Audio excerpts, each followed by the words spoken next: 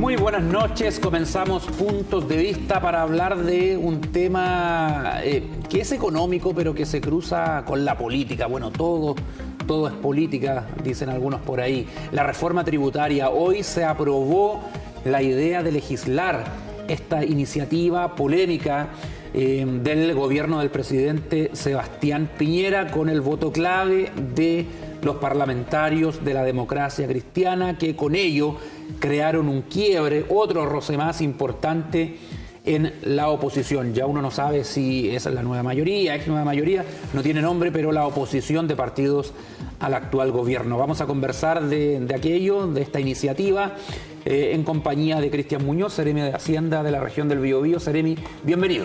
Buenas noches, Francisco. Gusto a todas las personas que están en su casa, detrás de la pantalla, viendo este programa que vamos a tener con contradictorio. Sí, estará con nosotros también conversando Francisco Gatica, economista, director de Corbiobío, ¿cierto? Docente de la Universidad del Biobío. Así es. ¿Cómo le va? Muy buenas noches. Muchas gracias por invitarme y también un gusto estar con el Seremi acá y la invitación que me acaban de dar. Seremi, ¿por qué es importante para el país esta reforma tributaria si ya hay una que salió del gobierno de la presidenta Bachelet hace poco tiempo nomás?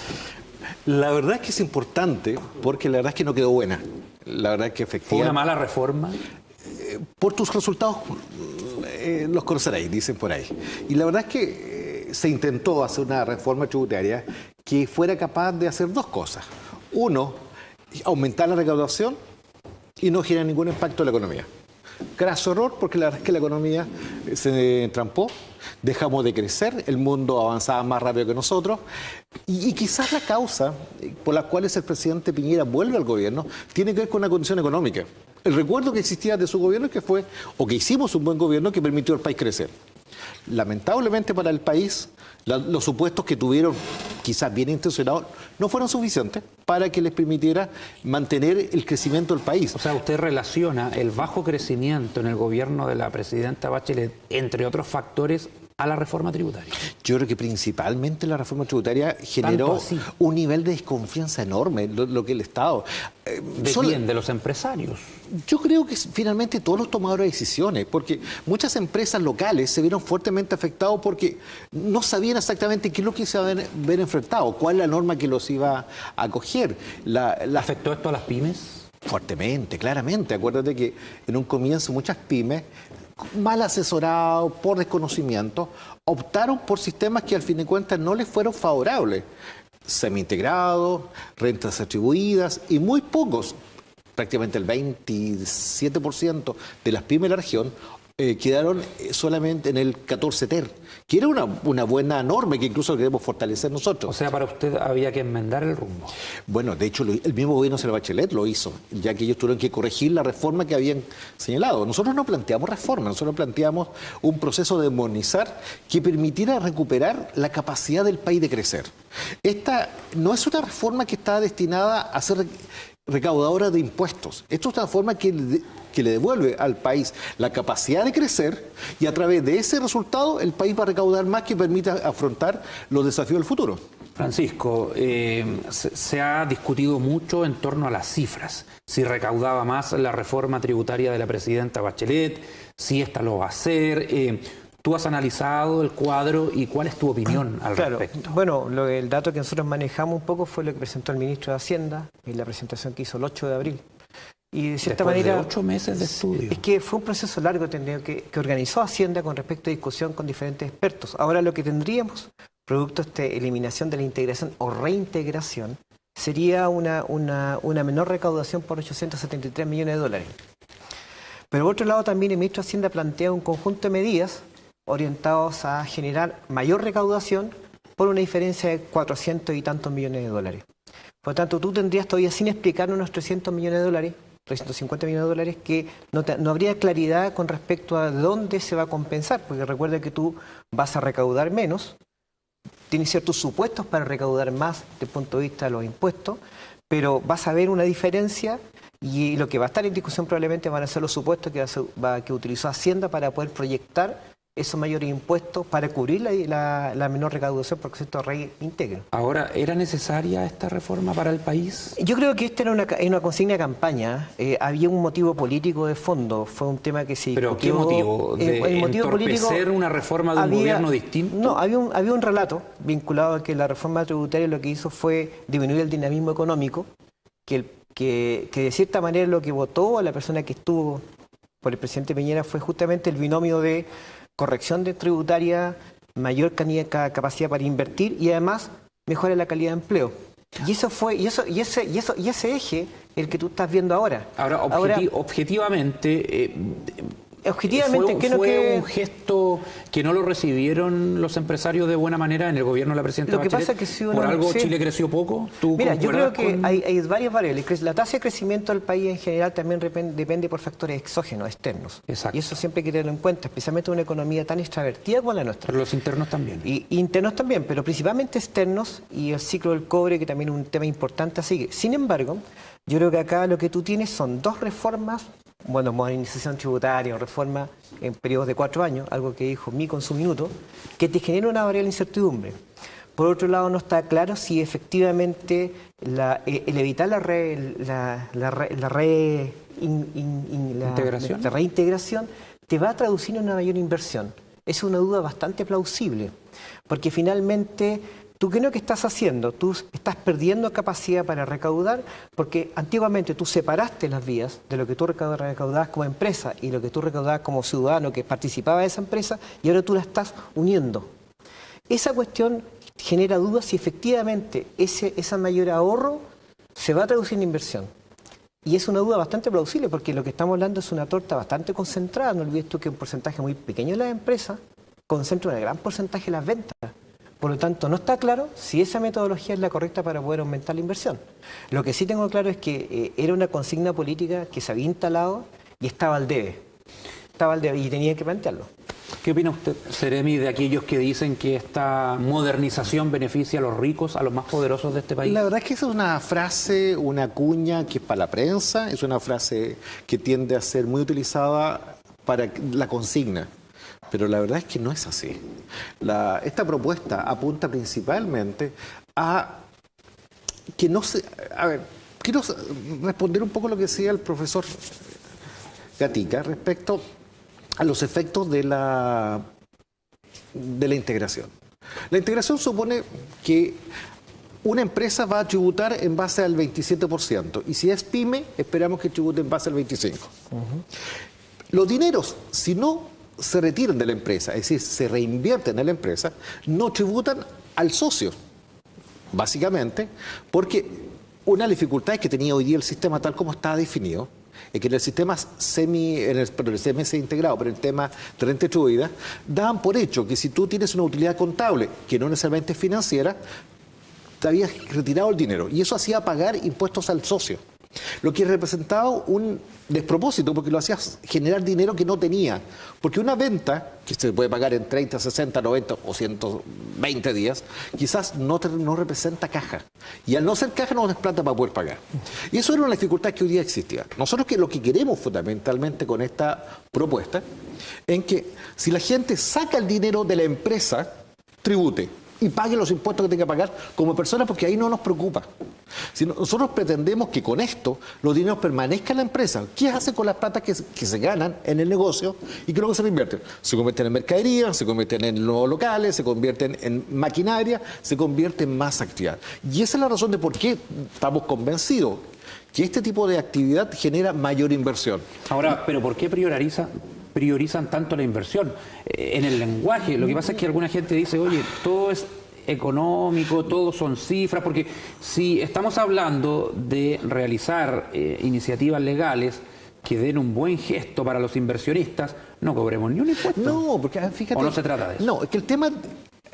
Incluso por el contrario, si el tema fuera recaudar más, son las tasas de impuestos al 60, al 80%, pero el país se detiene. El tema nosotros planteamos por qué la inversión es tan importante, porque la inversión antecede el crecimiento económico. Un ejemplo muy simple. Si tenemos un local comercial y compramos un segundo refrigerador, es para vender más. Si compramos un segundo camión para repartir, es para repartir más. Es decir, la inversión antecede la actividad. Y si hay más actividad, las empresas generan más ¿Y movimiento. usted cree que las empresas tributan lo que corresponde? Yo creo que las empresas tributan lo que debieran tributar. Ojo, nosotros tenemos una tasa de impuestos corporativos bastante alta en respecto a los países con los cuales tendemos a compararnos, los OCDE. Ahora, no se trata necesariamente que la recaudación viene por mayor tasa, la recaudación viene por mayor actividad, que es fundamentalmente lo que genera crecimiento de los Yo países. creo que es un tema interesante de discusión ideológica, porque efectivamente tú lo que tienes acá son dos visiones contrapuestas y que se va a notar ahora en el Parlamento, porque hasta instante la discusión ha sido muy técnica y ha sido así, si tú miras. Y la ABC aprobó la idea Sí, de legislar, de pero ya legislar. dijo que no está de acuerdo con muchos de los artículos. Pero lo que tú vas a tener va a estar siempre el fantasma de qué tan regresivo es el nuevo sistema que se está planteando. Qué tanto los que ganan más están pagando más. Y eso va a estar dentro de la discusión. Lo que va a estar dentro de la discusión es qué tú dejas de hacer desde el punto de vista del gasto público para poder compensar los 873 millones de pesos que dejas de tributar. Se supone que el gobierno ha ahorrado plata. Claro, pero si te das cuenta, o sea, aunque la discusión pueda ser técnica, del momento en que entra a la vereda del Parlamento, es política. Y la vereda de la política condiciona la técnica en ¿Y varios no debiera planos. ser así? Yo creo que es claro que hoy día tú tienes una gran discusión de, primero, ¿qué dejas de hacer? Segundo, ¿cuáles son los supuestos que estimaste para definir los impuestos y la recaudación que viene? Tercero, ¿es efectivamente el sistema de reingreso el correcto para estimular la inversión? Yo creo que hay preguntas que se tienen que dilucidar ahora y que son fundamentales porque este marco presupuestario tiene que durarte un largo plazo. ¿A ti te parece que...? Mira, pero muy breve, Sí. no es sano estar discutiendo cada 4 años. No, para nada. Para nada, porque finalmente... Puede venir otro gobierno que borra esta reforma. Miraba los datos de inversión de la región que sacó recién la CBC respecto a los grandes proyectos de inversión y te da que el pic de gente que va a estar contratada va a estar en el 2011, 2021, abril del 2020. Y después tenemos una caída en los montos de inversión regional. Hay algo así como una demanda de 11.000 puestos de trabajo. Entonces la pregunta es, si tú estás cambiando los marcos presupuestarios, los marcos tributarios, obviamente hay una gran incertidumbre que se resiente no ahora, sino que se va a resentir en 5 años más, en un periodo más de largo plazo, en la medida en que tú evalúes. Entonces yo creo que es fundamental que tengamos una discusión cierta, por supuesto, sin tanto ruido ideológico, porque la variable política es fundamental que quede zanjada. Bueno, dentro de las cuestiones que planteó a último minuto el ministro de Hacienda, y no por ello quiero que sea menos serio, simplemente que fue en parte de esta negociación con la DC, esta inversión o beneficio a la inversión regional. Lo que ocurre... ¿Qué pasa con ese punto? A ver, lo que pasa es que en esta suerte de negociación, conversación, que comienza en agosto del año pasado, apuntaba justamente a ir bajando un poco la desconfianza. Y la Democracia Cristiana había señalado en un momento en que tenían algunos puntos que les parecían que tenían que ser abordados. Algunos de ellos tienen que ver con los adultos mayores, otros que tienen que ver con la reintegración y básicamente con las compensaciones y que los impuestos fueran mucho más progresivos. Y ahí aparecen estas cifras, los 400 millones respecto a 800, pero por favor no olvidemos que la propuesta en su origen plantea una recaudación vía impuesto IVA, que en el fondo no significa más impuesto IVA, ojo, significa exclusivamente eliminar la evasión tributaria, es decir, aquellos espacios que hay personas que no están tributando y lo están evadiendo, que es un delito. Entonces, lo que estamos planteando son es que a través de la tecnología reducir esos ¿Qué espacios. significa que van a limitar el impuesto del IVA, de las viviendas, del sector de la construcción? El tema de las viviendas tiene básicamente... ¿Lo criticaron ustedes en su momento? Lo que pasa es que subieron los umbrales. Hoy día lo que existe es que... la gente dejó de comprar casas. Y en un momento aumentaron mucho las ventas porque el IVA iba a comenzar a partir de 2016. Sí, antes de... 2014, Después 2015 bajaron. Y se estabilizaron. ¿Qué tiene que ver? Básicamente que las constructoras tienen la posibilidad de usar un crédito por el IVA que soportan en la construcción hasta por las viviendas que tienen un costo de 4.000 UF. Y eso les permite que luego la venta... ¿Ya, pero eso beneficia a la persona que compra una casa o no? Claro, porque te la hace más barata. Ya. Y hoy día el umbral está en los 3.000. Ahí van a corregir lo que venía con la reforma de la presidencia. Claro, porque de las viviendas que fue los criticado departamentos, también. las casas de 4.000 UF se hicieron más caras. Hoy día bajamos el umbral. Vamos a hacer una pausa y ya volvemos para seguir conversando.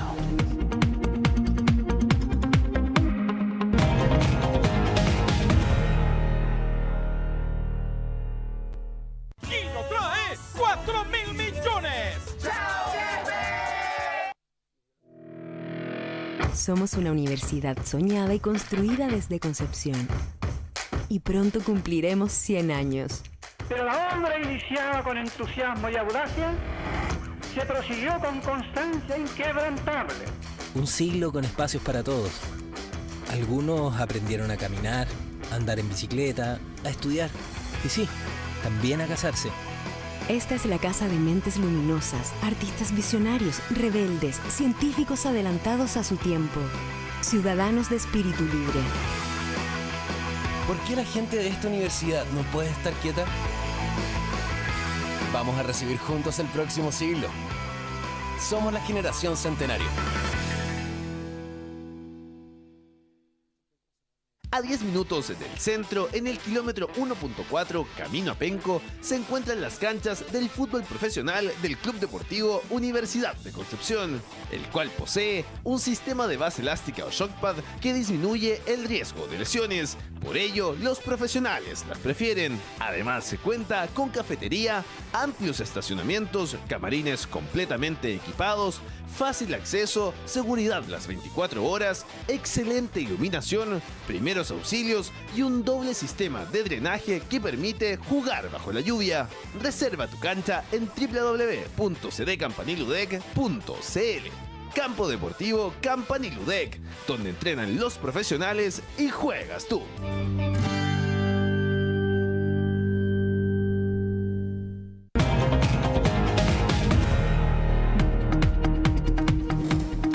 Continuamos conversando en Puntos de Vista del proyecto de modernización tributaria o nueva reforma tributaria que impulsa el actual gobierno. Se aprobó hoy la idea de legislar. ¿Cómo evalúas tú políticamente, Francisco, el rol de la ADC?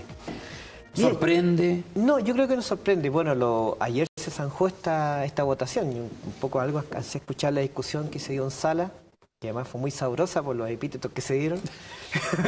pero en general era un tema predecible. La ADC está cumpliendo un rol de bisagra.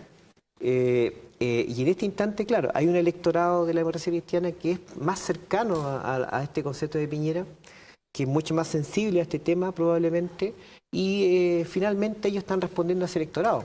Pero es compleja la situación. Si uno miraba las salidas después las declaraciones después de salida, opiniones como la de Jackson o la del mismo presidente de la comisión, son opiniones que donde claro te dice, bueno, Núñez, te dicen, claro, efectivamente hay dos diputados de C que dijeron de que ellos no iban a estar a favor del reintegro, por lo tanto deberíamos esperar que en los gruesos del proyecto, el proyecto fuera rechazado. Cuando se analice en sala. Entonces va a haber una tensión muy fuerte sobre ciertos actores clave. Entre ellos José Miguel Ortiz. José Miguel Ortiz, un diputado nuestro, que va a haber una tensión muy fuerte sobre ellos respecto a cómo se van a definir frente a esta reforma. Ahora, Este es un proceso largo. Dentro de sectores tan polarizados, ¿no es necesario también que exista un partido como la ADC que pueda un poco equilibrar acá el panorama o no? Ahora yo sé que es difícil la respuesta. Sí, es difícil la respuesta. Yo creo que porque hay gente que opina que la ADC hace su trabajo. Históricamente ellos se han comportado así, no ven las cosas negras o blancas. Sí. Pero también hay otros que critican la falta de lealtad con el bloque opositor. Creo que la democracia cristiana siempre ha planteado una situación de bisagra. Fue la misma bisagra que te ayudó a ti a superar lo que fue el tema del año 90 y así. Ahora, el tema es el tema más de fondo. Si tú eres partido político, primero partamos a la base que la gente tiene una profunda desconfianza con este tipo de discusiones. Vamos a tener una discusión de reforma tributaria y probablemente lo que la gente le va a llegar van a ser tips publicitarios, como lo que planteaba el Ceremi, que son muy ciertos, y que van a estar muy imbuidos en cómo lo manejan los medios. La gente se va a sentir ajena a esta discusión y con una mirada de mucha desconfianza respecto a la clase política. Por tanto, tiene un contexto. Ahora, el problema de la democracia cristiana es más de fondo, que es qué le está ofreciendo a la sociedad en su visión de largo plazo. Porque tú, bisagra, eres instrumental. Pero en qué medida tú como partido político eres capaz de liderar una visión de país es otra cosa. Y probablemente la democracia cristiana va a tener un problema tarde o temprano sobre eso. ¿Salvó la ADC al gobierno, Ceremi? Yo creo que la ADC hace su propio negocio, que es responder a su electorado. Si su electorado no es un grupo que sea que tenga la misma visión que tiene el Frente Amplio, su electorado no tiene mucho que ver con el Partido Comunista. Por lo tanto, ellos lo que hacen, y recogen un poco el sentimiento que tiene que ver con el pequeño empresario, con la gente que está ¿Y por qué en están en la oposición? Ellos no están con nosotros y se plantean, pero ellos están muy lejos de estar en la misma posturas o mismas banderas que tiene el Frente Amplio, que tiene el Partido Comunista, incluso que tengo mis dudas que tiene las mismas banderas que el Partido Socialista. De ahí para acá yo creo que perfectamente corresponden al electorado, en que efectivamente para ellos es importante la armonización tributaria porque son los que están en el día a día. Fíjate que probablemente para los grupos que yo acabo de nombrar, oponerse a la reforma tributaria o la armonización tributaria les sale gratis, no les cuesta nada. Pero lo más probable es que la Democracia Cristiana exilio hubiese costado ante su público, ante su electorado, decir no queremos que esto se actúe, porque finalmente ese grupo de personas que se representan por ellos también tienen una mirada mucho más complaciente, si tú quieres, o están más imbuidos de que efectivamente el motor del crecimiento de un país es la empresa privada, que son los emprendedores, que son justamente la pyme. Y ahí yo creo que no se pierden. Yo creo que Juan Chaín ha sido valiente, pero también ha sido capaz de hablarle a su electorado, que no son pocas personas. Cuando el presidente Piñera habla de que hay que ser patriotas, ¿no está utilizando un lenguaje inadecuado? Yo creo que todos nosotros tenemos mucho de patriota. Pero no es un partido de fútbol. Yo prefiero pensar que a veces se resaltan más unas palabras que otras. Yo estoy seguro que todas las personas que estamos en la actividad pública pensamos en el bien del país. ¿Cómo le llega la reforma tributaria a las regiones? Se lo pregunté delante, pero no lo conversamos. Lo que pasa es que a la región le viene bien, porque hoy día va a comenzar a ser discutida y esperamos que se pueda enviar al Congreso a fines de noviembre una ley de rentas regionales que dice relación... Es un largo anhelo, ¿eh? Sí, y me parece bien. Y creo que esta es una buena oportunidad. ¿Santiago lo va a permitir? Yo creo que Santiago, para estos efectos, es menos relevante que nosotros. Ahora, lo importante es que las regiones, y ellos también son una región, van a poder contar con un recurso que a los gobiernos regionales, a los GORE, les va a permitir tomar decisiones más propias. Ahora, el centralismo es una corriente que efectivamente existe muy fuerte, pero que con el paso del tiempo no se van a poder sostener. Yo creo que la regionalización y el regionalismo es una fuerza que tarde o temprano va a pactar mucho más fuerte y la toma de decisiones va a ser más local y yo en ese aspecto no me pierdo. Creo que efectivamente Chile necesita que las decisiones sean mucho más locales, pero para eso también hay que demostrar que tenemos las condiciones para ello. Y nuestra región tiene un capital humano. Lo importante ahora es que el resto de las regiones también lo tenga. Francisco. Mira, yo veo... En Corbiobío ustedes Corbiobío, sí, pues Corbiobío, sí, hace mucho tiempo. Yo creo que sí estamos viviendo un año que es histórico, ¿eh? Una por la ley de fortalecimiento de las regiones. Ya tengo entendido que las divisiones de gobierno regional fueron lanzadas ya. Sí, hace una semana, me parece. Sí, un poquito más. Un poquito más. Por lo tanto, ya tenemos divisiones nuevas. Pronto vamos a tener la elección de los gobernadores. Y también vamos a tener pronto también lo que es la transferencia de competencia. Entonces, todo el escenario está dado para esta ley de rentas regionales. Cuando uno mira la presentación del ministro, habla de 2 puntos. Habla del 1% que tiene que pagar las inversiones nuevas.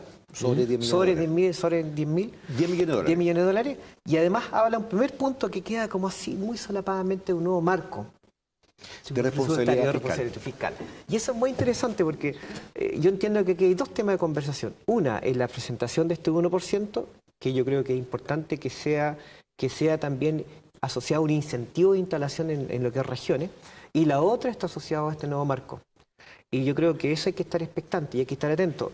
Pronto vamos a entrar, disculpe que me tome la palabra, vamos a entrar a la discusión del presupuesto 2020. Esto es como que se nos acaba el partido ya. Ya comenzó a trabajarse, pero entonces, sea más generoso que lo que pasó el año pasado. Entonces, obviamente los regionalistas vamos a estar atentos a que efectivamente se dé una corrección con respecto al presupuesto de la región del Biobío, de la nueva región del Biobío en relación al año anterior. Es un tema que vamos a estar expectantes y además vamos a estar expectantes en la conversación que se pueda dar con la bancada, pero yo creo que vamos a tener probablemente un 2019 bastante interesante en esta materia.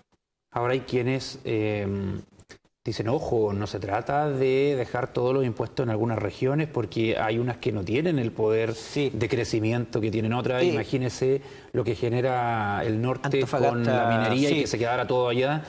¿Cómo se busca el equilibrio? El 1% contempla la división en tercios. Sí, correcto. Un tercio asociado a la región, un tercio asociado a los municipios y un tercio a un fondo común. Pero me refiero al impuesto local, que quede ahí la tributación. Claro, yo creo que es una discusión que se puede suavizar bastante. Efectivamente, siempre tiene que haber igual un sentido solidario con todo el país. Un sentido solidario. A ver, de partida partamos a la siguiente supuesto. A ver, del total del presupuesto de ingresos, corríjame si estoy equivocado, el 40% debe ser IVA probablemente, el 40% debe ser minería y el 20% de renta.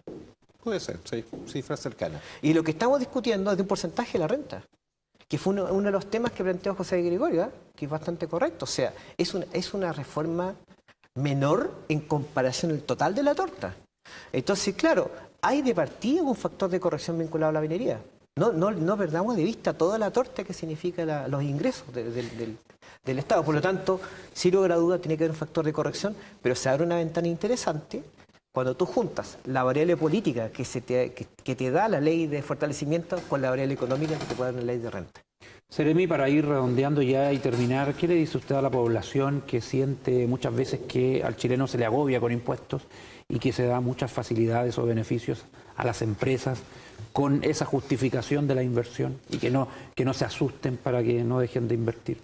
No, yo creo que las personas tienen bien clara que el país necesita recaudar, porque efectivamente hoy día el gasto social y el gasto público ha aumentado de forma considerable, que hoy día, más allá de que tributen unos u otros, es importante que la actividad económica vuelva a florecer. Hoy día es fundamental que haya más actividad, que la región no solo descanse en el gran proyecto MAPA, sino que sean muchos proyectos pequeños en manos de la pyme la que finalmente termine floreciendo. Yo creo que la armonización tributaria hoy día, lo que hoy día hace, afirma la capacidad de emprender como región que tenemos. Y lo que simplemente hace que para los emprendedores sea mucho más barato, sea mucho más fácil y que finalmente el país y nuestra región se desarrolle en todo su potencial.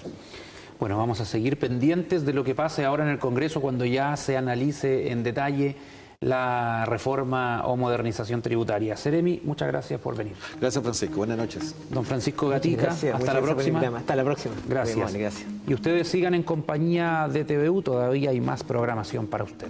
Hasta mañana.